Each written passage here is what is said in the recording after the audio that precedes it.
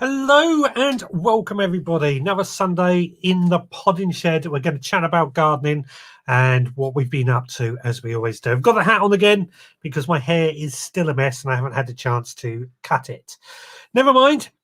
There's still time. We might cut it after this show. We'll see what happens.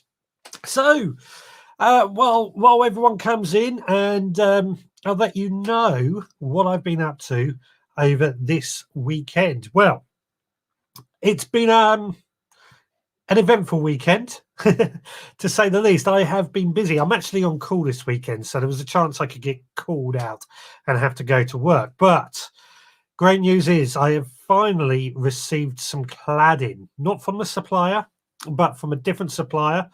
The original suppliers completely let me down, but I have got cladding, and that means I have therefore been busy building my new shed. And I'm really excited. You'll hear this on the podcast tomorrow, just how excited I really am to get this shed not only built but working and start making it into my own little studio, my gardening area. I can't wait. I really cannot wait. More importantly, I'm really happy with how it is looking.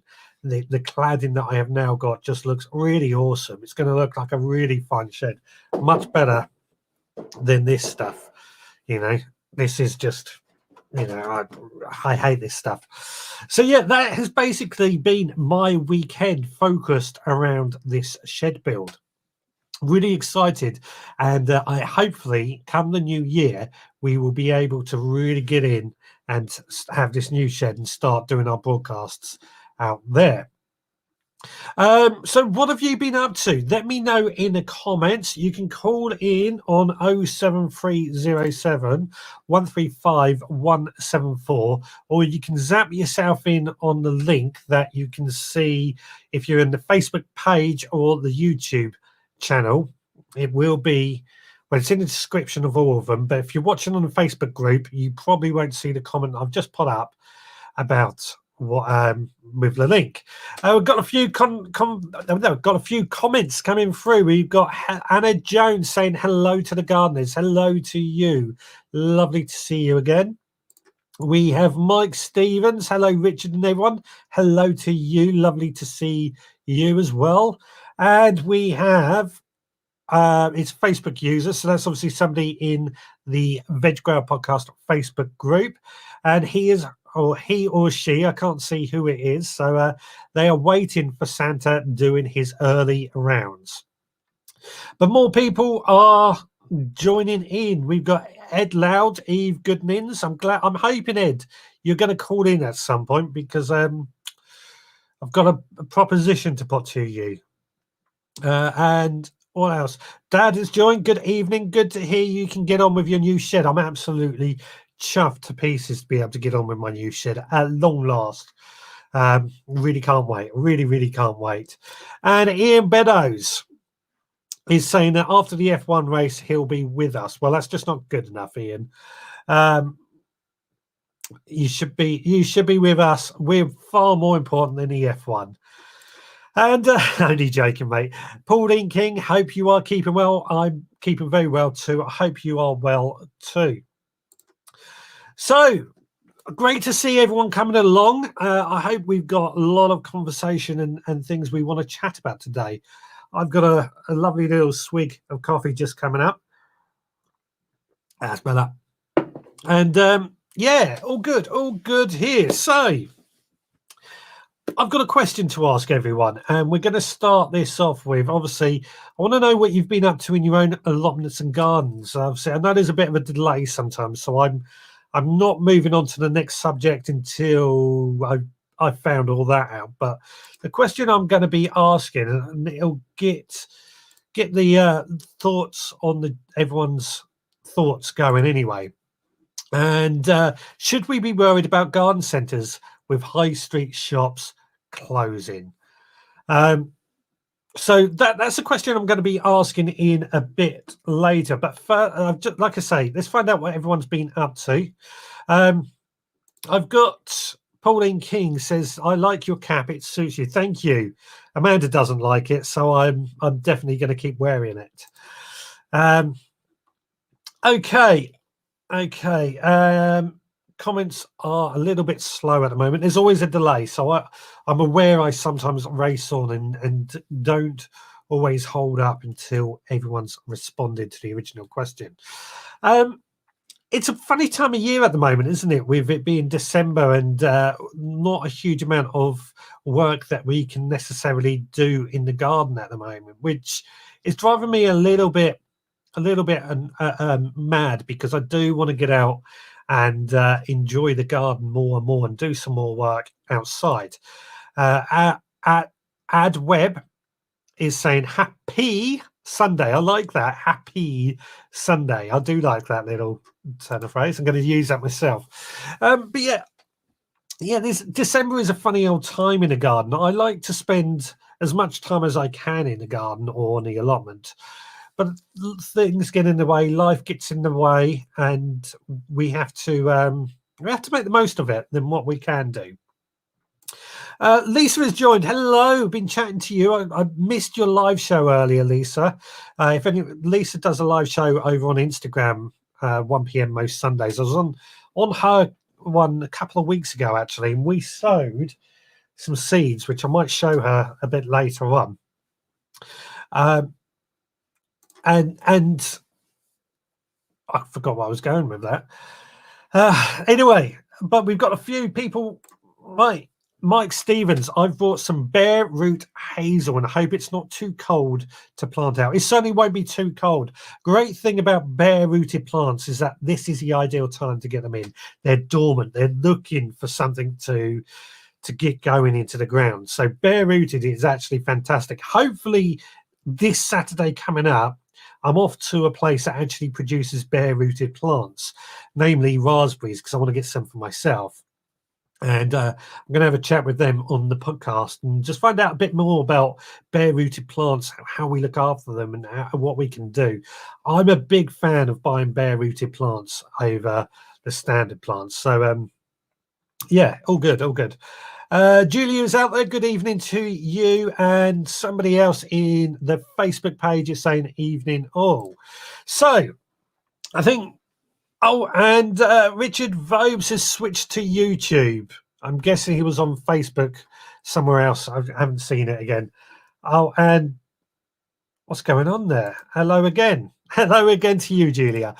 So, right, we're about 10 minutes in. So let's get into this subject that I want to talk about. And it's, should we be worried about garden centres with high street shops closing?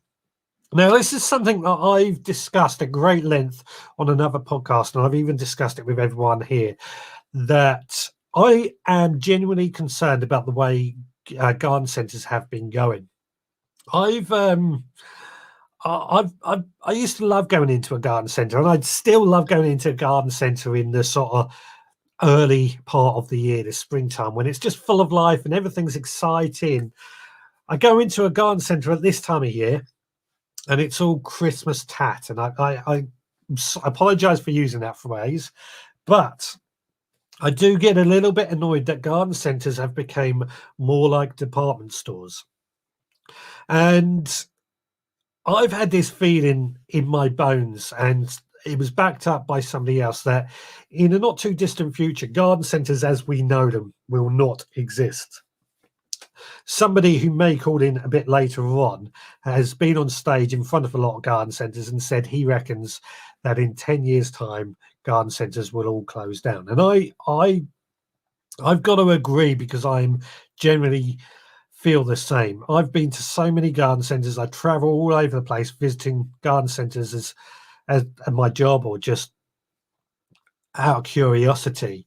And I've felt that garden centres are not catering towards the gardeners so much anymore. And it's business. I know there's some garden centres who have what happened there? I've just frozen again, haven't I? I think the audio is still coming through, so I'm just going to unplug this and plug myself back in, and hopefully we won't freeze. And let's see what happens. So yeah, the garden centres, there we go, sorted. That happened last week, didn't it? We got frozen. So yes, back to the garden centres. I have been really annoyed with some garden centres. There's one in particular that I went to, and this I went in about October a couple of years ago, and they'd removed all the gardening tools, all the spades, all the forks, the the great number of tools, basically. And if you're a gardener, that's what you go to a garden centre for. This same garden centre was still selling handbags, and they still sell them to this day. I felt, for me, that personally felt a bit disconnected. And as Richard Vobes has said, are you thinking about this from the garden centre's point of view? And that is something that we did discover when we were chatting about this. Garden centres did come along and say, we have to adapt because otherwise it's just seasonal work.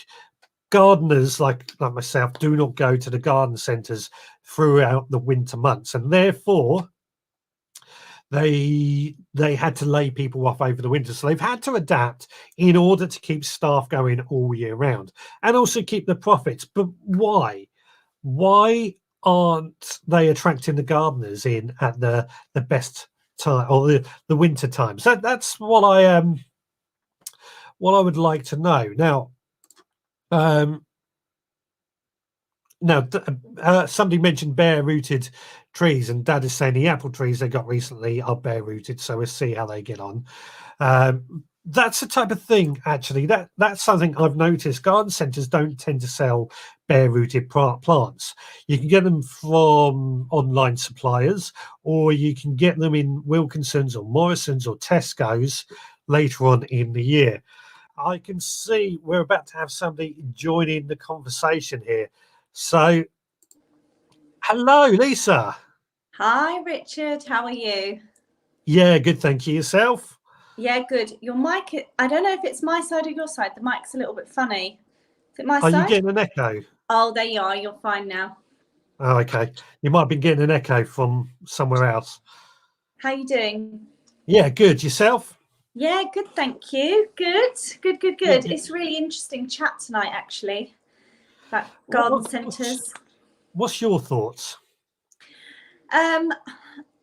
I can understand it from both sides, and it's a bit of a sit on the fence thing for me. I mean, because we certainly deal with garden centres on a trade basis, but also I use garden centres from a retail perspective as well. So I see two types of nursery garden centre and then the commercial garden centre. I certainly think over the last 10 years, garden centres have really changed. And I know they've been really, really struggling commercially. And I think garden centres are trying to keep up with people's spending habits. So they're completely trying to spin round and try and accommodate a wider audience, in the sense of, I know you were saying just a minute ago about going into garden centre and there's handbags. Now that's something I completely disagree with, even being a woman, that I would not go into a garden centre and buy a handbag. Let's face it, I'd go to a garden centre for a garden centre related purpose. But I think because chains are struggling, like we've just had an amazing garden centre not so far from us go under, sadly, and Dobbies have gone and bought them. So they're going under a completely new restructure. And there are so many different departments within this garden centre. So yes, you've got your tool section and you've got your seed section and you've got your outdoor plants and indoor plants. But then you've got a massive home section on there, and a clothes section and a gift section and a supermarket and a deli. So I think what they're trying to do is they're trying to widen the audience and say, well, actually, if you're coming to the garden centre, you're not just coming to buy one thing, you're coming to have half a day out. So you're coming to have a mooch and a browse, and then you're going to come and have some lunch, and then you're going to buy stuff inside and out. So I think what they're trying to do is they're really trying to salvage themselves so that they don't go under. And some are managing to do it, but then they're annoying the true gardener because, like you say, obviously, we've had this chat before about Christmas. Yeah, I'm Mr. Grinch. You are Mr. Grinch to me. And I really think that, yes, garden centres do put these spectacular displays on. But if a gardener's coming in and the one thing they go in for is taken away maybe 2 or 3 months earlier than it should be, then I can see why gardeners get annoyed. And that's where I completely think that is wrong. You're going in for tools, or you're going in for something and it's taken away and replaced with other commercial stuff that maybe someone might not go in there for 9 months of the year, and then they go in on the 1 month. So that's not really fair. Yeah, I mean the garden centre that removed all the garden tools and had handbags out. Now this was a garden centre not far from you actually, but it was the only one Okay. in that town. And I felt if somebody's working on their allotment on a Sunday afternoon and all of a sudden their spade breaks, they think, oh, I'll run down to the garden centre down the road, get myself a spade, and then I can get on and get this plant in the ground or whatever. Yeah. But then if they go and find out that it's open, but they've removed the spade, they've then got to go to the next town, which is probably another 20-minute drive there, Yeah. get the tool, 20 minutes back. They've wasted an hour that they could be working on their allotment. That's where I was feeling a bit disappointed with. Yeah. I think it is, like I said, I think it is really difficult because garden centres are trying to change people's buying habits. And I think it will come back down to their marketing teams. And I don't think they're doing enough market research of actually what their target markets want. And they're just thinking, oh, we'll put everything and anything in. Will it please the market? There is so much online spending nowadays, but things like tools, I know, I would rather go to a garden centre and feel a tool and understand a tool rather than purchase it off Amazon, because you just don't know what you're buying. And with tools, you want to invest in them. So it is really difficult. And I do think, like you were saying earlier, I don't think garden centres are going to be around in the next decade. I think the way people's spending habits, certainly for 2021, 85% of spending habits are going to be via video and viral. So we're going to see a huge shift in 2021, how people spend. And actually, because of what we're going through at the moment, that has pushed it even further. So the percentage of spending and how people spend. And I think because so many people wanted to garden and garden centres had to close in the first part of the lockdown and think fast on their feet, people did turn to online. And now that they know they can get stuff online, why should they go to a garden centre?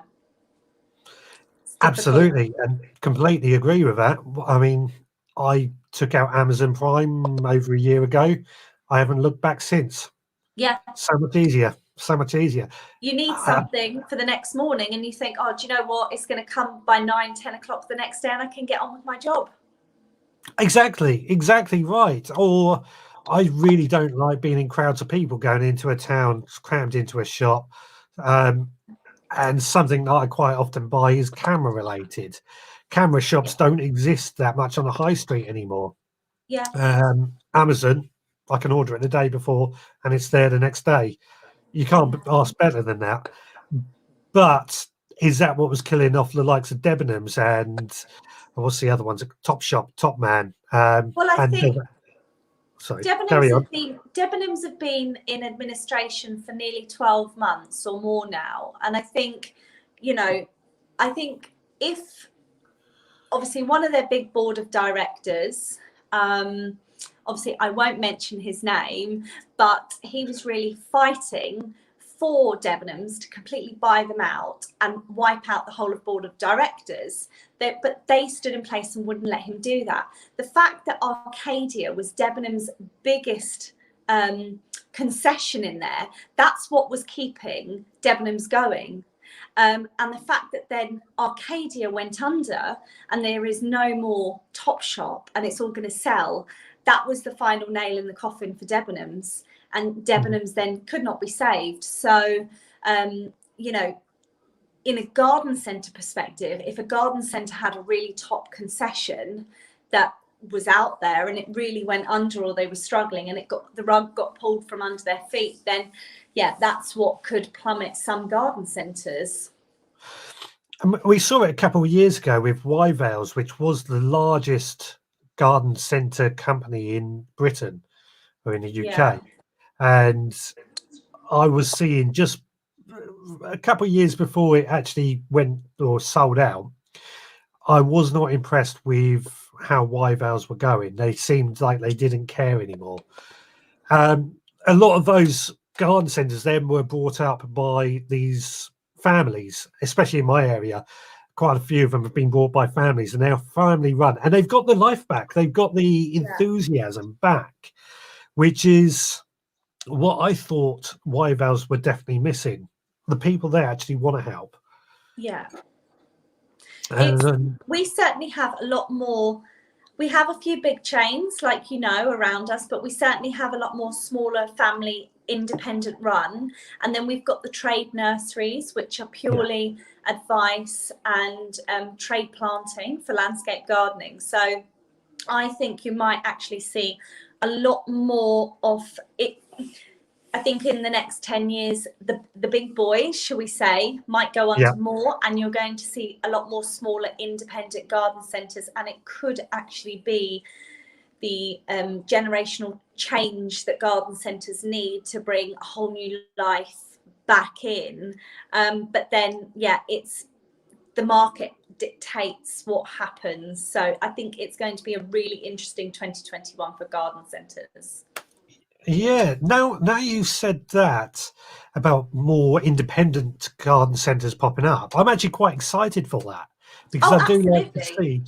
And there was somebody, I mean, I can't see it now, but somebody mentioned something about that same sort of thing, and I think that's I like the independents, because I do feel much more closer to them.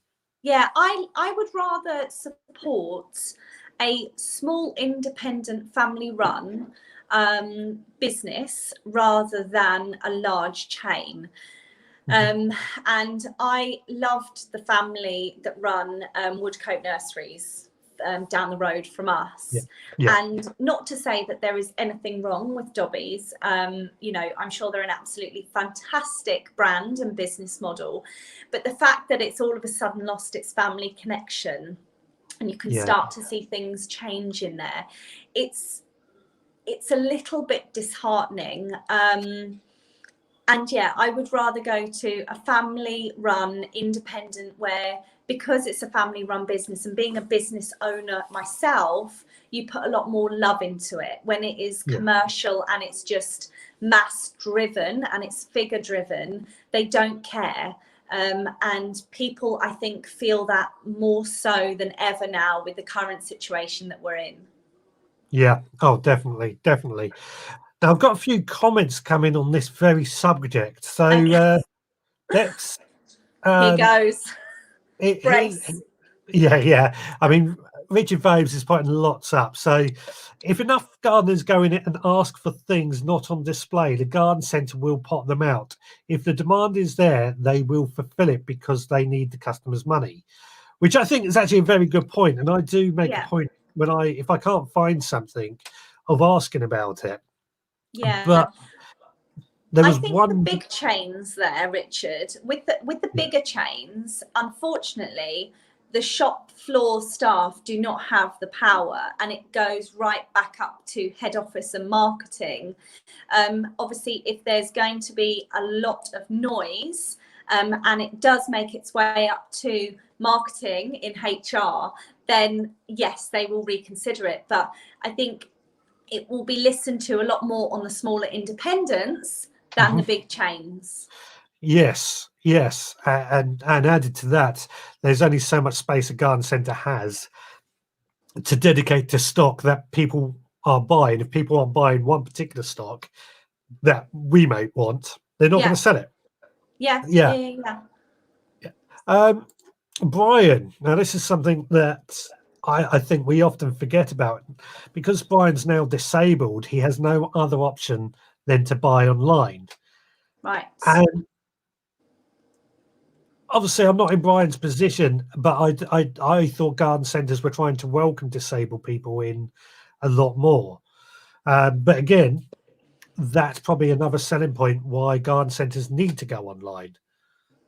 Yeah, I mean, I certainly know the one that I use, which is just a 3-minute drive down the road from the house, is all on the same level with wide paths and caters really well for people that may be in wheelchair bound or or cannot go round as easily. So I know that we have really good facilities around ours, but it does cater for another option, to buy online. And yeah.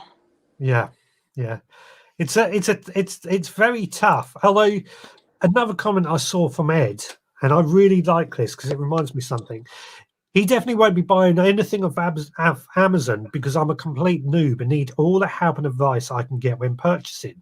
Now, that's where garden centres have the ultimate selling point, because if you do want to buy a plant and want to find out a bit of information on how to look after that plant, the staff there should be able to help you. I've had negative experiences with that in the past, to be fair, but I'm hoping these smaller family ones will pick up on that and actually get staff who know what they're selling. Absolutely. And I mean, I'll counteract half of that for Ed. So he's obviously saying he won't be buying anything on Amazon because he's a complete newbie to gardener. But I think if you know what plant cell packs you need or root trainers, and you can find them more cost effective off Amazon, that's one thing. But if you are going, I certainly wouldn't recommend buying seeds or plants maybe off Amazon and going in there. But like you, I have had bad experiences. I love going into the garden centre and having a chat to the staff about, right, what do you think about this companion planting? Tell me what seeds are that really good for. But I have had, they do fill at the weekends with Saturday staff that maybe are still in college or in early days of uni that are just purely there for retail. And then you get the bad customer service and you think, well, you should be employing people that know what product they're working with, surely. And they don't. And then that's really sad. Especially on a Saturday when I think most people are going to go to a garden centre, because absolutely the majority of us are going to work during the week. Yeah, there are obviously exceptions, but on the vast majority, we're going to spend our money on the weekend. Yeah. This is a good comment. There is a pride in their plants at an independent, grown with love, from Jim, and 100%. That's definitely something I've noticed. Yeah. Again, sorry. Carry on. I was going to say. So we have a garden centre in just outside of Lingfield called Dove's Barn, and Dove's Barn are a family-run small garden centre, and the plants there. So Haskins is further down the road and is an absolute huge chain. It's like going into a shopping centre.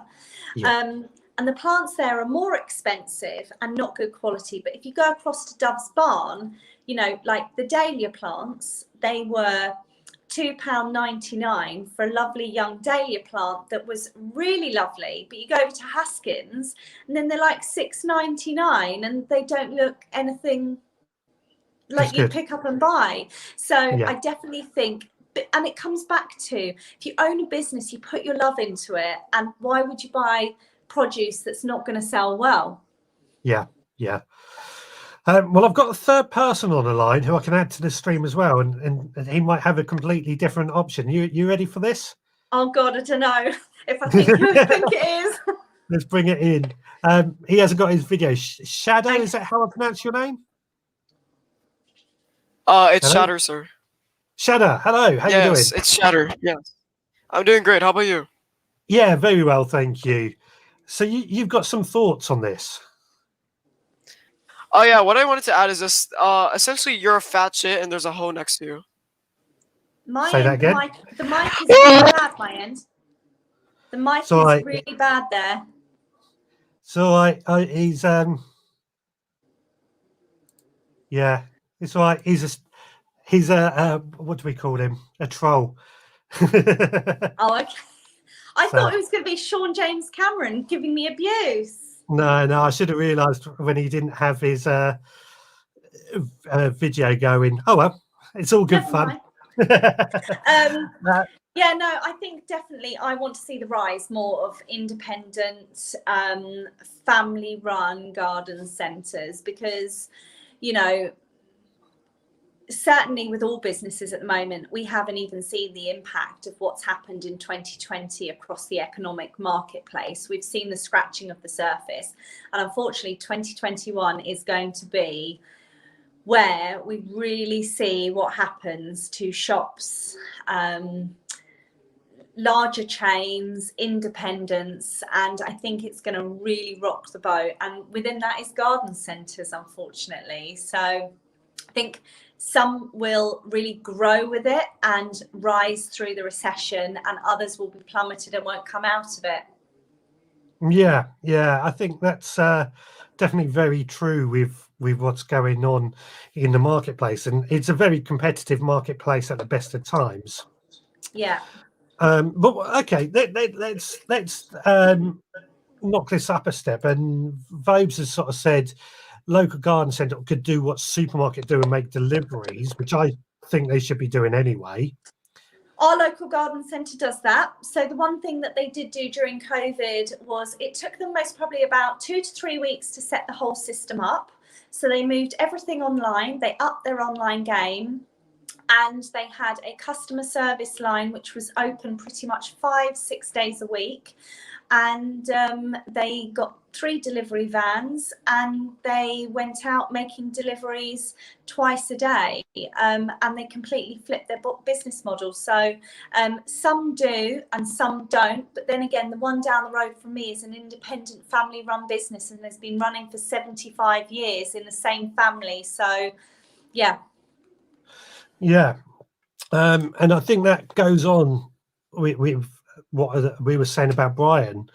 It's on. He buys online because it's difficult to negotiate the taxis. So these local garden centres making local deliveries would negate the need for that. Absolutely. Yeah.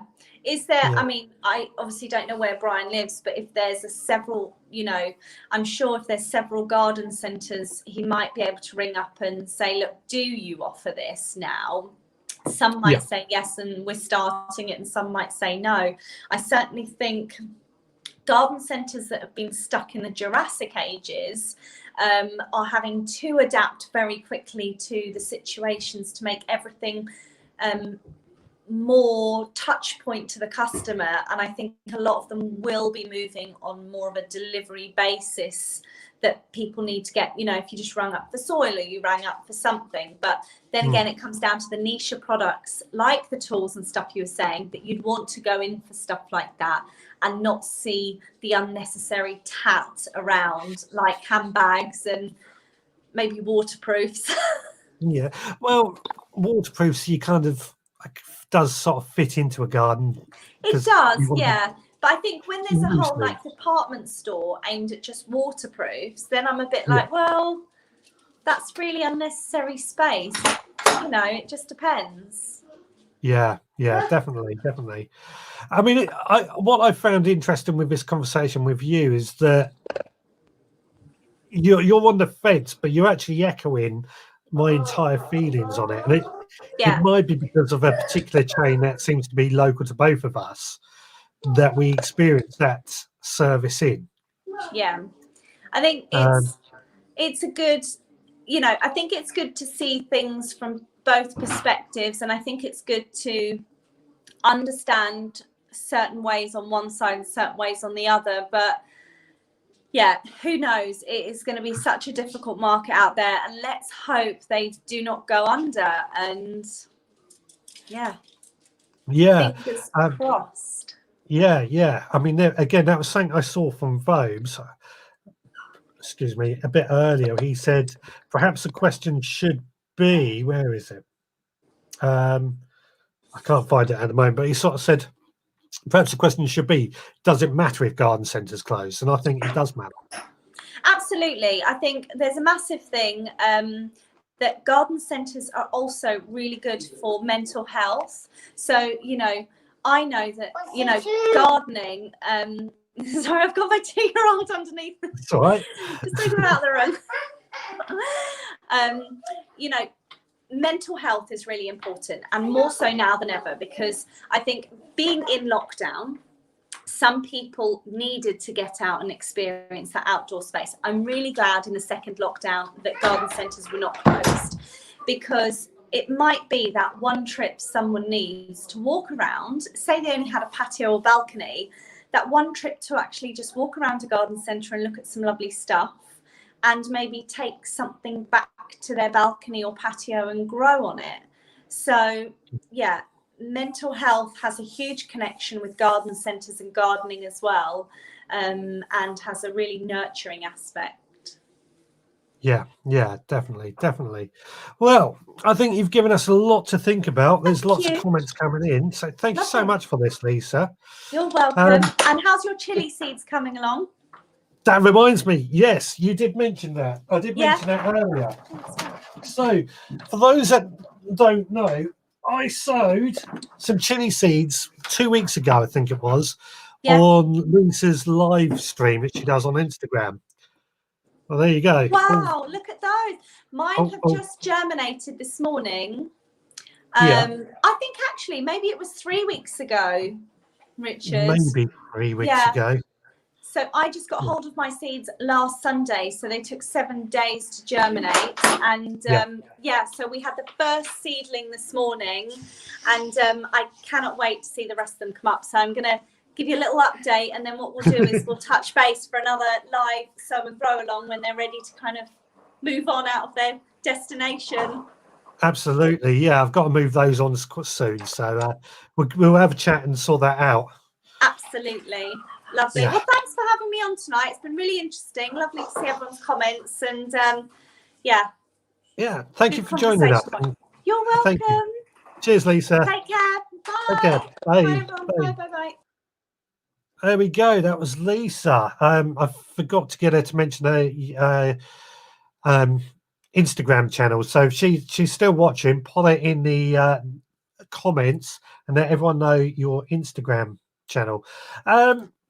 Right, Ernie, Richard, this Wednesday I'll visit the local garden centre in Sherborne to buy a Christmas tree and wreath.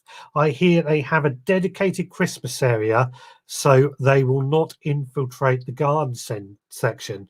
Okay, my question with that is, what happens to that area when it's in the growing season, in the April-March times? That's where I would go with that, but it's great to see that anyway. And by the way, if anybody does want to zap themselves in, I'll add the link now.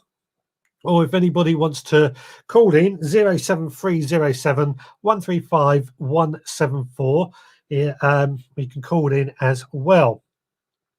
And if you're a troll, I don't give a shit. Oh, sorry, shouldn't swear. Sorry, it's kids about.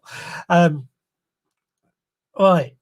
Jim M has got a few of us got together and placed a big bulk order to the site this year. The allotment shop was closed for the summer, but the local indie garden centre delivered for us, and we shared the cost. And I think that is actually a great idea. And that's where move that out of the way. If I was a garden centre, I would actually be approaching allotment sites, allotment societies, and sort of saying, let's try and work together. Then what can we do? You're going to want stuff, we're going to sell it. Let's see what we can do. Because, and this is where I keep coming back to this whole thing that I feel with garden centres, is they're not hitting their target market anymore. As a gardener, that's how I feel when I visit them. So if anybody else has any thoughts on that, then yeah, carry on with the conversation and keep those comments coming in. So Lisa's Instagram channel is Lisa Marie's _kitchen gardening. Oh, we have a caller. Where's the headphones? Hello, caller. What's your name and where you calling from? Hello, it's Ed Loud from London. Hello, Richard. Hello, Ed. How you doing? I'm still round and squidgy. Would you believe it? Still round and squidgy. That's always a good sign.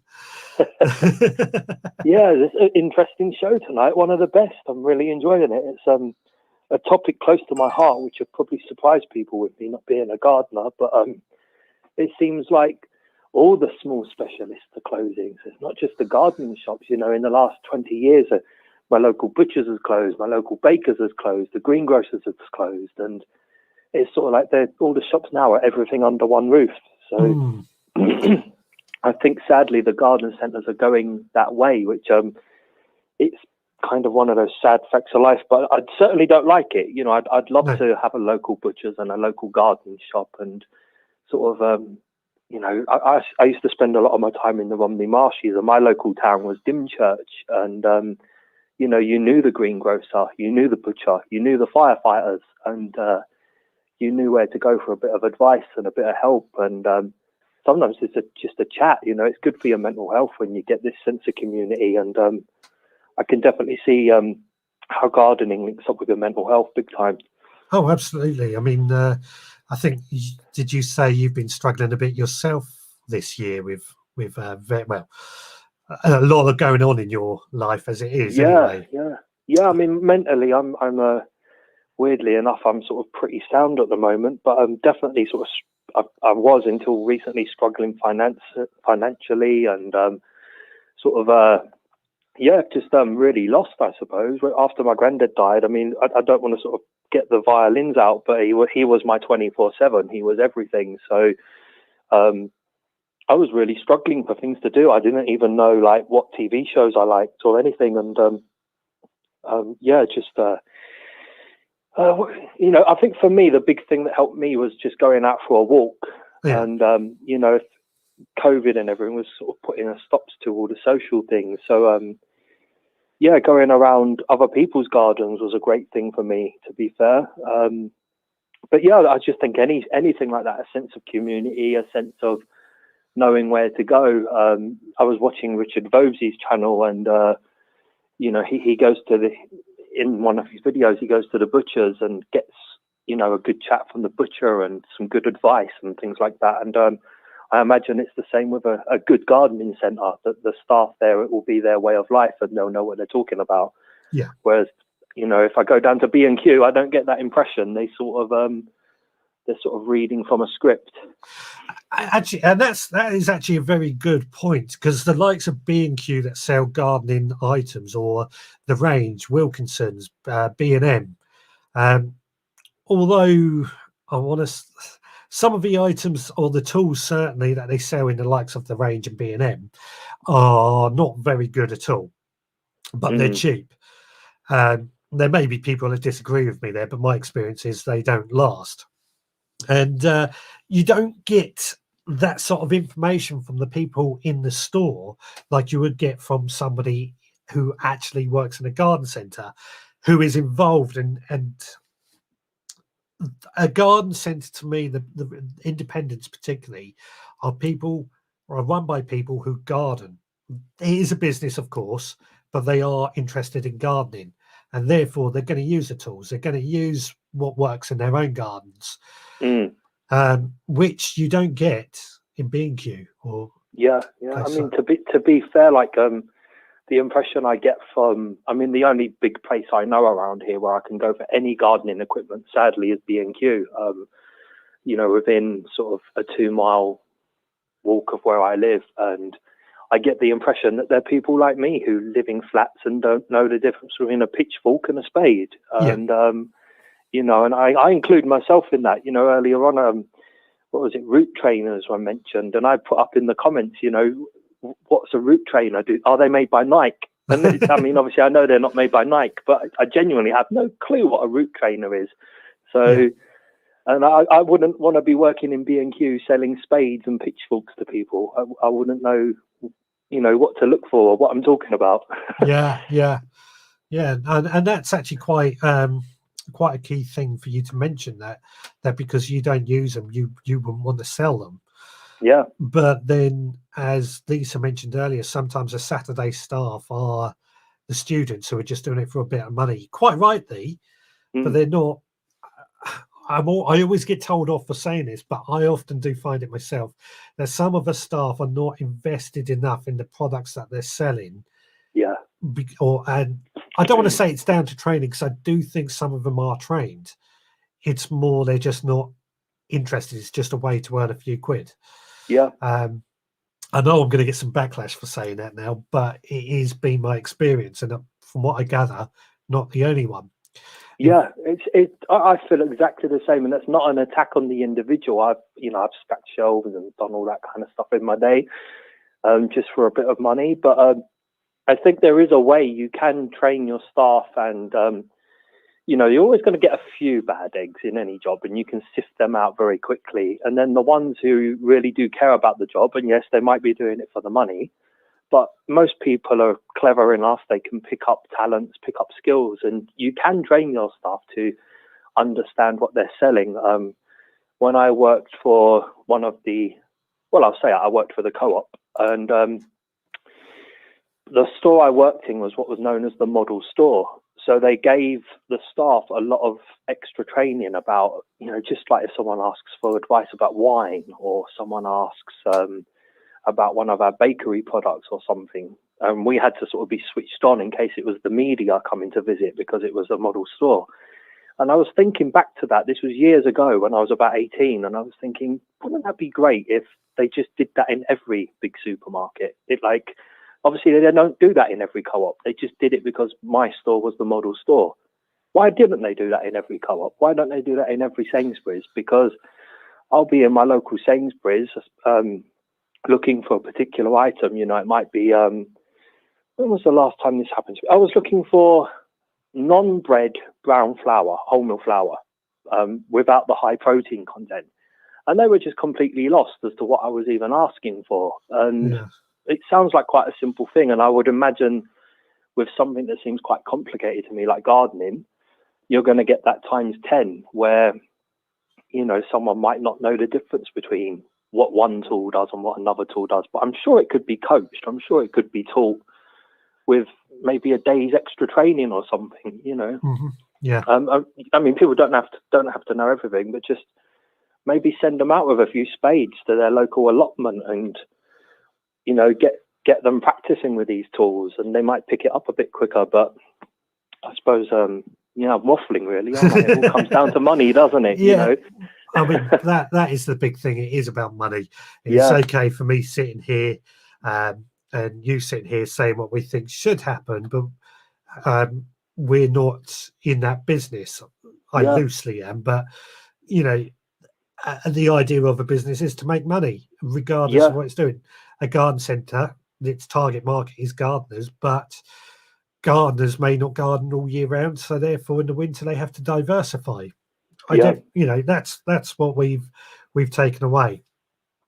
Now, I'm glad you rang actually, Ed, because I was thinking about you the other day, and poor soul. Well, it's more. We've been discussing quite a bit lately, or in the past with you, about turning your flat, your windowsill, into a growing area and what have you. Yeah. Well, as it looks like, by March next year, we're probably going to be able to meet up and stuff. I'm thinking I'll probably pop up one day and go through a few things and share a few things. Yeah. If that's an idea for you, because I think it'd be great to set you up as like a project of what we can do indoors. Yeah, fantastic. I'm just starting to make waves on my windowsill at the moment. I did go down to what I thought was a gardening centre, but it wasn't. They grow things, but they don't sell to the public. So right, I scrapped that idea. So it looks like I might end up going to the villainous supermarkets and just getting some herbs and stick them on the windowsill. But at least it's a start. That's happening this week at some point. So fantastic. Yeah, I was meant to start the end of November, but I thought, you know what? If I wait a few extra days, the lockdown will be over, and then I might get a bit more luck. But sadly, there's no gardening centres where I live, so maybe just get some basil and a few bits and pieces that I can stick on my windowsill and see how they live. Yeah, got nothing to lose.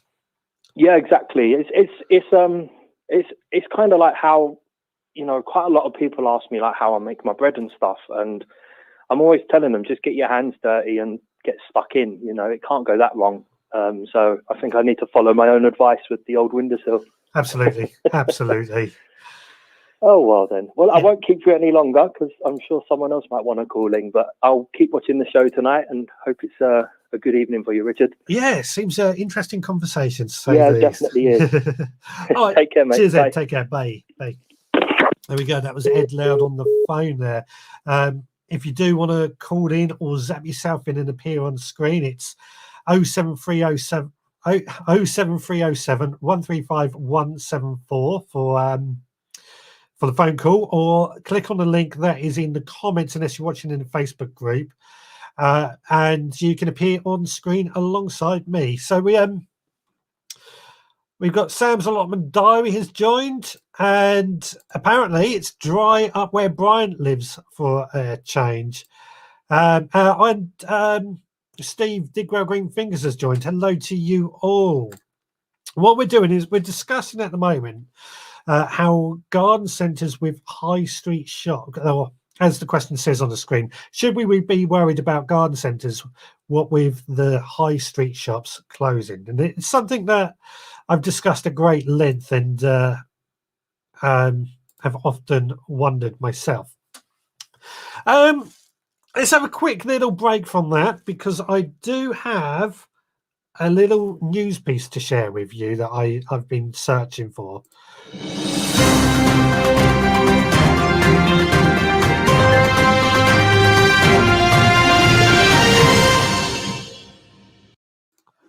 So what have we got? So how do I do this? There we go. Hang on, why am I? There we go. I'll do it like this. So the news piece that I found this week was Prince Charles really, really loves gardening. He even talks to his plants.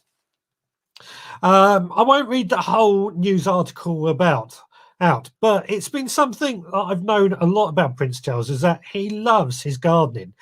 And I've often heard him talking about how much he loves growing his, or talking to his tomatoes and things like that.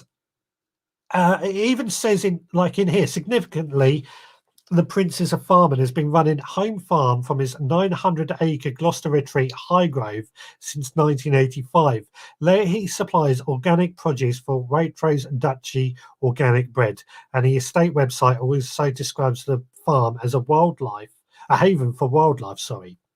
Highgrove is open to the public for part of the year and professes to welcome almost 40,000 visitors annually to view the gardens, which include the cottage garden, sundial garden, wildflower meadow, and even a carpet garden. And obviously there's a picture of Prince Charles, welly boots, baskets in hand, and the chickens. But I think he looks far too clean in that. Now, it's quite wordy, this one, but what I took away from that is that,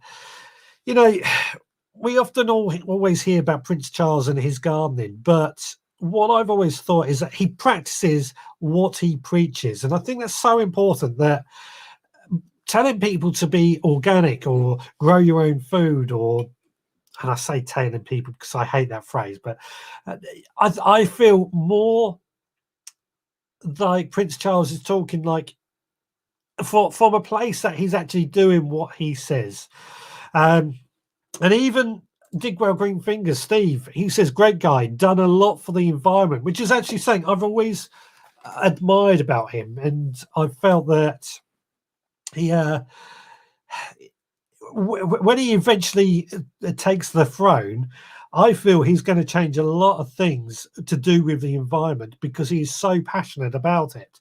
And I think that's certainly to be acknowledged. But again, what I like is that he does what he says and practice what he preaches. So we got about 4 minutes to go of the show. If anybody does want to call in quickly, 07307 135 174, or zap yourself in on the link. I'll pull it up again just in case you want to. There we go. It's going up on the screen. If anybody does want to zap themselves in and add anything to what they think about this, should we be worried about garden centres with high street shops closing? Or about Prince Charles and his gardening, then please join in the conversation. Now, I'm going to start wrapping up in just a moment. What have we got coming up this week on the podcast? Well, I'm talking mostly in diary section about my shed build that's been going on, and I'm really, really quite excited about. I've said this many, many times. I'm debating what colour to paint it at the moment. What else? I haven't actually got a main subject at the moment for the podcast just yet, but we're working on that and we'll come up with something once I can put my brain into gear. I've got several different ways to go, 7 different things. The product of the week, I've been featuring each week the product of the week in order to help some of these businesses, and I say help businesses out, and promote businesses and just sort of give them a bit of a mention. We've had, what did we have the first week? I can't remember what it was, but generally these products are something that I have myself, I've bought myself, or I use myself, and I have it quite a lot. Last week we had Skinny Jean Gardener's book, which is sat up there. Tomorrow it's going to be a veggie bag / veggie pod, which I've got both of those. And I actually think the veggie pod is, well, both of them actually are really, really awesome. The veggie pod and the veggie bags are, I want to say, a lot of money for what they are, but they are pretty well made, so I think they're worth it. And the great thing with a veggie bag is that you can grow stuff protected, especially if you have chickens. So that's going to be the product of the week. No, Jim, I love hearing from Jim because he always builds my ego up for quite a bit. And he says, Sunday evening podcasts, they've become a must for me. Thank you. I really appreciate that, because I really think these conversation pieces is what I'm trying to do. It has got a lot to offer us on a Sunday evening. Give us a chance to chat about gardening. It's a bit difficult at this time of year, but once we're out in the new shed in the new year, we're going to be sowing seeds alongside you all and really making a lot of fun and enjoying it, and getting more conversation about gardening when we can actually garden as well. At the moment, it's obviously seeing what's it about. Subject for the finances of veg growing. Some finances. There we go. That's a very good subject. In fact, I think I will probably do that, Ed. Was it last year? I was recording how much I harvested each week and putting that out in a blog post, which worked great up until my website broke down, and then I lost on that. But yeah, I think that's something I can definitely discuss on tomorrow's podcast about the finances of veg growing. I can tell you what my research concluded is that if you're buying the I'm going to use Tesco as an example, the basic package, the basic fridge, you're not actually saving a huge amount of money. But if you're comparing it to the organic and the free range, you are actually saving quite a considerable amount of money. I never considered, although I try and garden organically, I don't have the organic certification, which costs a lot of money, and therefore means that those costs have to be passed down. That's why I didn't talk about that, but definitely something I will discuss on the podcast tomorrow. Thank you, Ed. Right, it's 7 o'clock. Someone's asking, can I start over again? I'm afraid I can't, because it's nearly time for bed and things to do. Anyway, this is it for this week. Thank you so much, everyone, for joining me. It's been a really interesting conversation, and I'm really happy with what chats we're getting with this. And I think we'll summarize quickly. Garden centres are a business and are adapting to customers' needs, but not necessarily their target market, is what I think. We'll be back again next Sunday, 6 o'clock. The phone lines will be open. The Zap Yourself In, as I call it, will be open.